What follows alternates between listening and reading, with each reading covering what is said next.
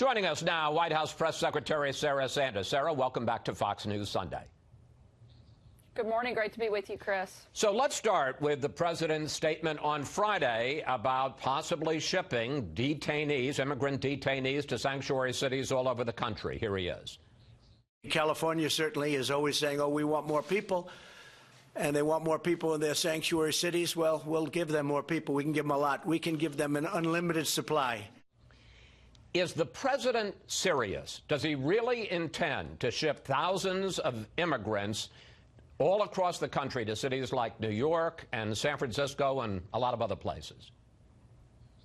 Certainly, we're looking at all options. As long as Democrats, Chris, continue to ignore the crisis at the border, continue to refuse to sit down with the president and Republicans in Congress and come up with a solution to stop the national security and humanitarian crisis and the number of illegal immigrants that are flooding across our border, then we have to look at all options across the table so that the towns right there on the border aren't taking on the entire burden, and that we're shifting some of that burden to places who constantly claim to want to have open borders and want to have an open city. So let's put some of those people into their communities and into their towns and see if they are okay then with that same impact. Again, the big part of the question and the big thing we have to look at here is how do we stop this from being a problem in the first place? We shouldn't have to be putting people and moving them all across the country to spread that out. We should have a border that's strong, a border that's secure, a border that functions the way that it's supposed to. That's the president's #1 priority. That's what he'd like to see happen, and that's what he'd like Democrats to work with him to solve. If they continue to be unwilling to do that, we're certainly looking at all options. Okay. I want to pick up on this specific option, though, about shipping migrants to sanctuary cities. The president tweeted last night that the government has, quote, the absolute legal right to do so. But as has been reported, this was floated by the White House, brought over to DHS, and they said repeatedly that it was not legal to do so. And also they said counterproductive. Take a look at some of the objections that DHS raised. They said Congress has approved no specific money for this purpose. ICE says it would be, quote, an unnecessary operational burden. Sending them to sanctuary cities which don't cooperate with federal enforcement of immigration laws would make it harder to round them up later. And it also might be an incentive to more illegal immigration. So I guess the question is, how do you overcome all of those problems? Again, nobody thinks that this is the ideal solution, but until we can fix the crisis at the border, we have to look at all options. This is one of them. Whether or not it moves forward, that's yet to be determined. This was raised at a staff level initially and pushed back on. The president wants us to explore it again, so that's being done, and they're doing a complete and thorough review. But again, the big thing is if Democrats, including the mayors and members of Congress in these communities, want these individuals, they should be helping the president, frankly, look for solutions to bring them to their communities instead of fighting the president every step of the way. Let's work together. Let's solve the crisis at the border, and let's figure out how it doesn't make a massive impact on any one particular community like we're seeing in a lot of the border towns all along our southern border. One other question on immigration. I want to move on. There's a lot to talk about. The New York Times reports that last week— We like to stay busy. Yeah, you keep us busy, and we appreciate that. The New York Times reports that last week the president told acting DHS chief Kevin McAleenan that he urged him to close the border to migrants and offered to pardon him if necessary. Now, the White House says that's not the way it went down. What did the president say to McAleenan? Look, the president has addressed this. DHS has put out a statement on this topic saying that that is inaccurate reflection. The president is a person and a president of law and order. That's his entire focus since coming in, is actually restoring law and order to this country and trying to put in real process in place when it comes to the immigration system. What did he say?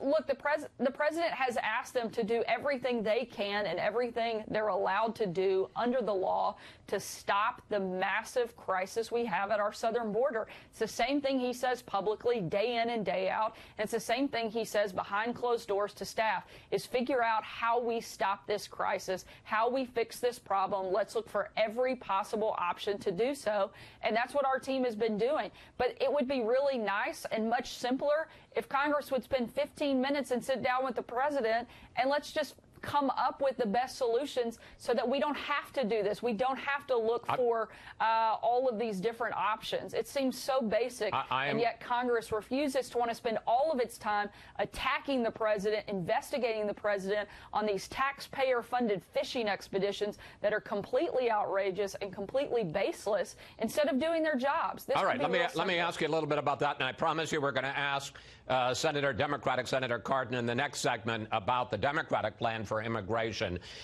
Attorney General They don't have one. Their only plan is to fight the president, and it's a sad day in America when the Mexican government is willing to do more for the United States illegal immigration problem than Democrats in Congress. And I hope that you will ask them, and I hope you'll ask what their solution is and why they're so unwilling to let's get finished with this segment so I can get on to the next one. Attorney General Barr says that he is going to release a redacted version of the almost 400-page Mueller report this week. But I want to put up what the president tweeted last night on this subject. This is the president. Why should radical left Democrats in Congress have a right to retry and examine the $35 million, 2 years in the making, no collusion Mueller report when the crime committed was by crooked Hillary, the DNC, and dirty cops? Attorney General Barr will make that decision. I understand the president says there he's leaving it to Barr, but is he suggesting Congress doesn't have a right to see the Mueller report? No, that's not what he's saying. The president has been clear he wants transparency throughout the process, but the president's 100% right.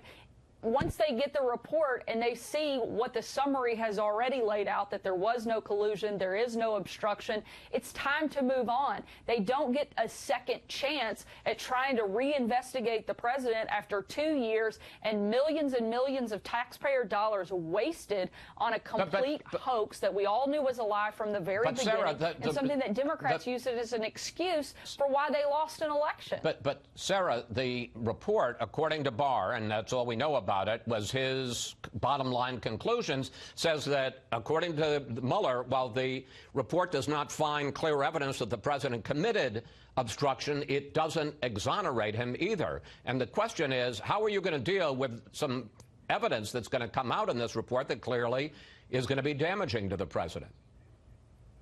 I don't think it is going to be damaging to the president because the entire purpose of the investigation was whether or not there was collusion. Mueller was crystal clear in the fact that there was no collusion, not just but he wasn't crystal clear on obstruction. But any American, they couldn't find anything. They couldn't make a determination, which is basically Mueller's way legally of saying we can't find anything. We're going to leave that up to the process, which is the Attorney General. He has made a decision, and so we consider this to be case closed. There was no collusion. There was no obstruction, which I don't know how you can interpret that any other way than total exoneration. All right, I think it is absolutely absurd that Democrats are going to continue to push this false narrative that there was somehow wrongdoing on behalf of the president. He won because he was the better candidate with a better message, a better vision, and he simply outworked his opponent.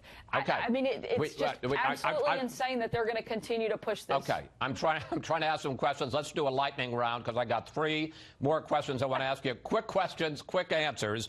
The Justice Department is now charged. I'll do my best. I'll do my best, too. The Justice Department has now charged Julian Assange with conspiracy to hack into Defense Department computers. Here's what the president said about WikiLeaks during the campaign and then this week. WikiLeaks. I love WikiLeaks. This WikiLeaks is like a treasure trove. Boy, I love reading those WikiLeaks. I know nothing about WikiLeaks. It's not my thing. How can the president say he knows nothing about WikiLeaks, remember lightning round, and does he regard Julian Assange as a villain or a hero? Look, clearly the president was making a joke during the 2016 campaign. Certainly we take this serious. In fact, our administration is the only one that's done anything about it. Let's not forget that the reason Julian Assange is being looked at is because of the engagement he had with Chelsea Manning. That individual is the person that the Obama administration actually commuted their sentence. We're the only ones that have taken this whole process seriously and actually doing something to solve the problem. Okay. The president was making a joke during the campaign. It was talking about the specifics of the case at that moment. It was a joke he made over and over again. But in any case, let me ask you about Ilhan Omar. The president tweeted a video Friday of a speech that Congresswoman Ilhan Omar made, intercutting it with images of 9/11. Take a look. Some people did something. Now, that was the only 5 seconds we felt comfortable showing. It goes on in a much worse way of her seeming, no question about it, to minimize 9/11 and then horrible images from 9/11. I guess two questions. One, it goes on for 43 seconds like that. Why is the president comfortable putting out horrible images like that? And secondly, does he worry at all about inciting violence against Muslims in general or Ilhan Omar in specific? Certainly nothing could be further from the truth. The president's not trying to incite violence against anybody. He's actually speaking out against it. The question is, why isn't the Congresswoman, why is she brushing this off dismissively? She continues to make anti-Semitic comments over and over again, and Democrats refuse to call her out for it. If she continues to do it, the president will continue to call her out by name, and he's not going to be ashamed, nor should he be. The only shame I see in this is that Democrats and others aren't standing up and taking the same hard line that the president is. That was one of the most horrific moments in American history, and for her to talk about it in such a dismissive way is frankly disgusting and abhorrent. I'm glad the president is calling her out and holding her accountable for her final question, and we have just blown through all kinds of lightning round rules. I'm not sure you'll be invited back for lightning rounds after You're not that. asking yeses or no's. I know that. Yes or no's. All right, well, I'll try better this time. House Democrats have now given the IRS 9 more days to turn over 6 years of Trump tax returns. Here's what the president said about that this week. While I'm under audit, I would not give my taxes. There's no law whatsoever.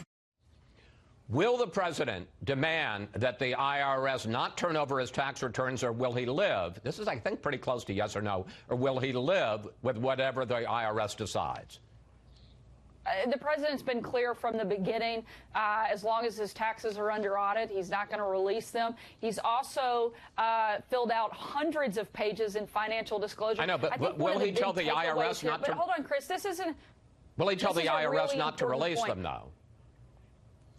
We'll have to see what happens on that front. But the president's been clear. This issue's even been litigated. We went through it in 2016. But one of the biggest things that I think people aren't seeing is the fact that the only reason that the Oversight Committee has the ability to request someone's taxes or for the purpose of determining policy, this has nothing to do with whether or not they're going to determine policy. This is all about political partisanship. This is a dangerous, dangerous road. And frankly, Chris, I don't think Congress, particularly not this group of congressmen and women, are smart enough to look through the thousands of pages that I would assume that President Trump's taxes will be. My guess is most of them don't do their own taxes, and I certainly don't trust them to look through the decades of success that the president has and determine anything. He's filled out hundreds of pages in a financial disclosure form, and I think it is a disgusting overreach that they are making when they're not doing this based on policy, and it puts every American who's filled out tax reform or tax forms in the past. This is a yes or no question. Have you filed your everybody? Have you filed your taxes yet? I'm almost finished. I'm in the process. I've got a couple more days. I'm asking for an extension. Okay, Sarah, thank you. Thanks for your time. Always good to talk with you. You bet. Thanks, Chris.